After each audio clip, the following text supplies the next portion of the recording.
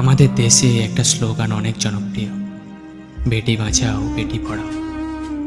আপনারাও সবাই শুনেছেন হয়তো, কিন্তু আমার মনে হয় কিছু মানুষের কাছে কিছু প্রশ্ন করা যেতেই পারে।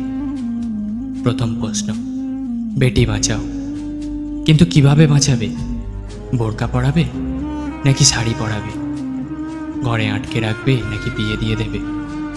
কিভাবে বাঁচাবে? আর কার কার হাত থেকেই বা বাঁচাবে?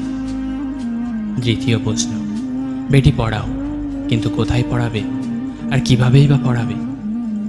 ঘন্টার পর ঘন্টা ডিউটির পর একটা ডক্টর হয়তো কিছু সময় আরামের জন্য একটা রুমে গেল, আর তার কিছু সময় পর খবর আছে কয়েকজন মিলে ধর্ষণ করে খুন করেছে।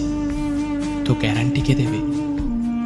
যে কোনো মেয়ে পড়ার জন্য বা কাজের জন্য বাইরে গেলে পোস্টমর্টম রিপোর্টটাও ঠিক মতো আসে না, তাহলে একটা মেয়ে কিভাবে ঘরে ফিরবে?